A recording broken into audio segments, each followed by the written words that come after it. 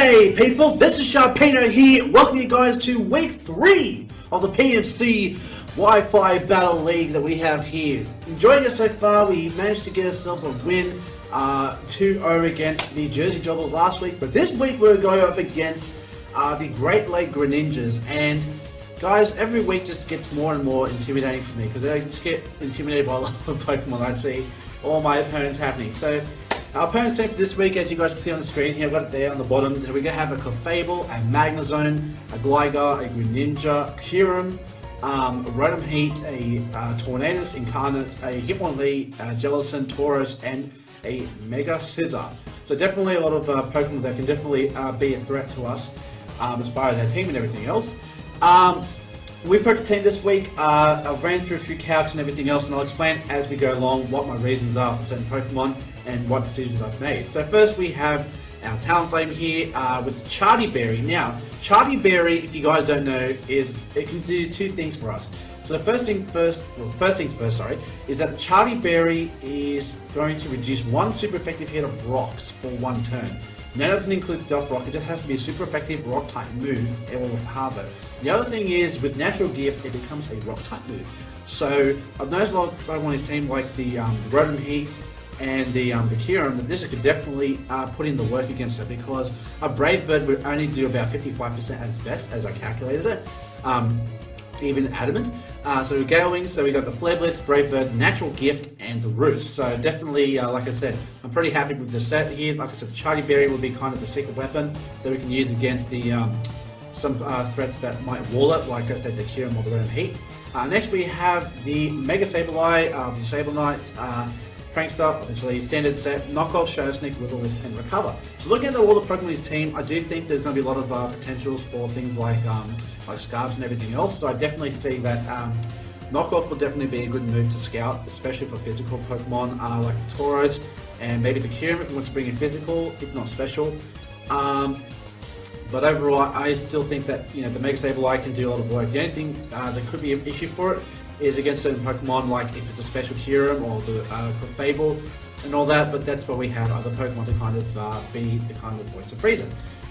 Next we have the Krookodile here. Now, I was talking a lot to some people in the PMC, like J-Specs and the Verd, about how I'm going to run this Krookodile, because looking at his team, a lot of his team don't have a lot of base speed. A lot of his team has anywhere between 60 to like 80 something speed.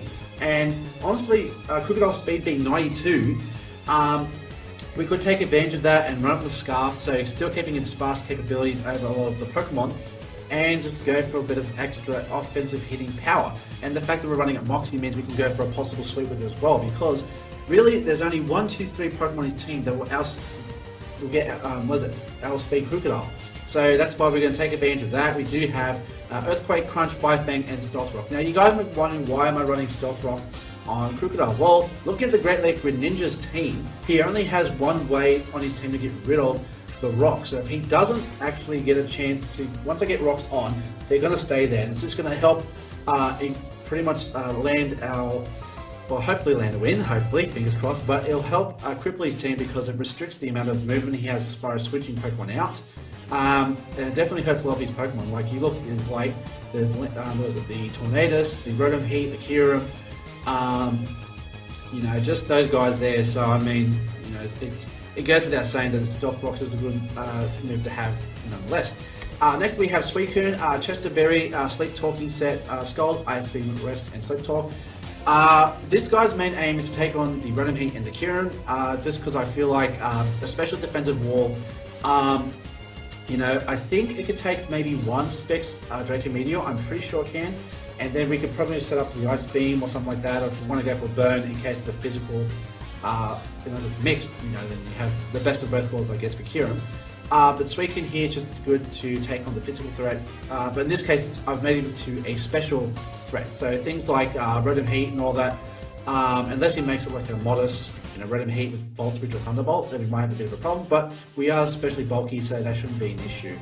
And then also, like I said, Ice Beam to take on Pokemon like Gligar, the Tornadus, and the Scald, obviously, just for an issue, for burning all that. Next we have Dragalge. Now, this is going to be the wild card here. Now, Dragalge here, Salt Vested. Now, the reason why I ran a Salt Vested is because I did calculations, and a Specs Draco Meteor Dragalge will take at most 94%. So we've calced for the fact that we are going to assume the worst and thinking Acume's going to come in Specs. So if it's physical, we might have a bit of an issue, but I'm saying for this particular thing, but this is an answer for the physical answer, the special defensive answer. Mega Sableye is the physical answer, Dragalge is the special defensive answer, because we know that, well, basically from the calc, that a Specs Kyurem cannot kill a Dragalge one-on-one. So Dragalge will be able to take one Draco Meteor, and then we can dish a Draco Meteor out, and we can have a better chance of OHKOing him as opposed to him OHKOing us. So then we have Draco Meteor, Sludge Wave, Thunderbolt, and Scald. Scald for just burn, Thunderbolt for paralysis, depending on which Pokemon we are going up against. And then finally we have Swellow, the hero from the last video that we had. Toxic Orb Guts, same set as last week. Facade, Brave Bird, Quick Attack, and Default. With the rocks, I can definitely see the Quick Attack being a good revenge killer, especially through a lot of Pokemon here.